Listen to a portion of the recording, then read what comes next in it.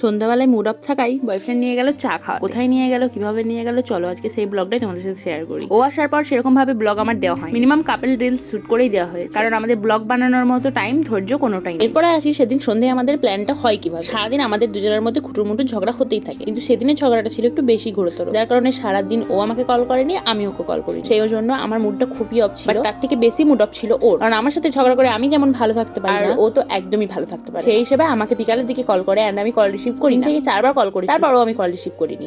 তার কারণে আমার ভাবির ফোনে ফোন করে এন্ড ভাবিকে বলে যে ওকে বলো আমার কলটা রিসিভ করতে। আমিও ফোনটা রিসিভ করার পর আমাকে বলে কি হয়েছে, আমি বলি মুড অফ বলে আমি ফোনটা আবার কেটে দিই। তো ঠিক তার আধ ঘন্টা 40 মিনিট পর আমার নিজেরই কেন জানি না মনে হয়েছিল যে ওকে কলটা করা দরকার আছে, তাই আমি কল করি এন্ড বলি যে আমাকে বলে চা খেতে যাই। ভিডিও তোমরা আগে অলরেডি দেখে ফেলেছো। এন্ড সেই হিসেবে আমরা আসি চাটা খেতে আসি ওদেরই ওখানে কুমরুল স্টেশনে। একজন চা করেন, যার চা আমার খুব ভালো লাগে এন্ড ওরও খুব ভালো লাগে। ও বাড়িতে থাকলে একমাত্র আমাদের ওখানে চা খেতে যাওয়া হয়, তাছাড়া আমি যাই না খুব। তাই ও যেহেতু বাড়িতে আমাকে বললো চা খেতে যাবে। আমরা প্রায় সন্ধ্যার দিকে স্টেশনে যাই চা খেতে। সেদিন ঝগড়ার কারণে আমি যাবোই না ঠিক করেছিলাম, ও মুড অফ ভালো করার জন্য তো এক্সপার্ট। আচ্ছা, তোমাদের বয়ফ্রেন্ডও কি এরকম আছে যারা তোমাদের ছোট ছোট ভালো লাগাগুলো খেয়াল রাখে, সেগুলো কমপ্লিট করার চেষ্টা করে? আমারটা কিন্তু সত্যি খুবই খেয়াল, সেটা তোমরা দেখতেই পাও। জীবনে অনেক মানুষ এসেছে, অনেক চলে গেছে, অনেক বন্ধু বান্ধব এসেছে, অনেক বন্ধু বান্ধব ছেড়েও চলে গেছে, কিন্তু একটা মানুষ 6 বছর আগে আমার সাথে আলাপ হয় এন্ড তারপর থেকে আমার জীবনে যেভাবে আছে সেভাবেই আছে এখনো পর্যন্ত। ও আমার প্রতি এক চুলো কোনোদিন বিরক্ত হয় না। আমি এত খাই করি, এত ডিস্টার্ব করি, অনেকে বলে যে তুই এত মোটা হয়ে যাচ্ছিস, এই করছিস ওই করছিস। তো সেই ক্ষেত্রে আমি বলি, অনেকে হয় বয়ফ্রেন্ড যাদের আছে তারা বলে যে এত খেও না, মোটা হয়ে যাচ্ছে, ডায়েট। বাট আমারটা পুরো উল্টো। আমারটা যেখানেই যাবে আমাকে ফোন করবে, অন্তত বাড়িতে যখন থাকে, কোথাও বাজার গেলেই আমাকে কল করবে কি যে কিছু খাবার নিয়ে যাবো, এখানে আছি খাবার নিয়ে যাবো, রসুলপুরে আছি কিছু খাবার নিয়ে যাবো, আইসক্রিম নিয়ে যাবো।